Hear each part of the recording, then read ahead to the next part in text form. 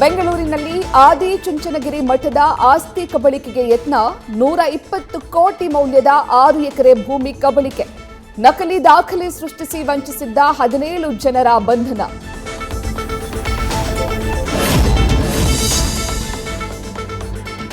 Square yards real estate ಕಂಪನಿಯ ಮೇಲೆ IT ದಾಳಿ. ಬೆಳಗ್ಗೆ 6 ಗಂಟೆಯಿಂದ 10ಕ್ಕೂ ಹೆಚ್ಚು ಐಟಿ ಅಧಿಕಾರಿಗಳಿಂದ ಶೋಧ. ಸ್ಕ್ವೇರ್ ಯಾರ್ಡ್ಸ್ ಟೆಕ್ ಕಂಪನಿಯ ಕೆಲ ಸಿಬ್ಬಂದಿ ಮನೆ ಮೇಲೂ ರೇಡ್.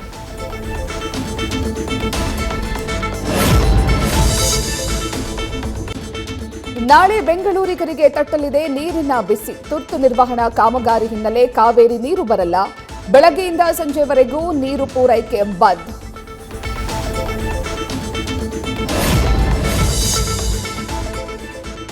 ಚಿಕನ್ ಹಾಗೂ ಮೊಟ್ಟೆ ಪ್ರಿಯರಿಗೆ ಶಾಕಿಂಗ್ ನ್ಯೂಸ್. ಇತಿಹಾಸದಲ್ಲಿ ಮೊದಲ ಬಾರಿಗೆ 360 ರೂಪಾಯಿ ತಲುಪಿದ ಕೆಜಿ ಚಿಕನ್. ಒಂದು ಮೊಟ್ಟೆ ಬೆಲೆ ಬರೋಬ್ಬರಿ 9 ರೂಪಾಯಿವರೆಗೂ ಏರಿಕೆ.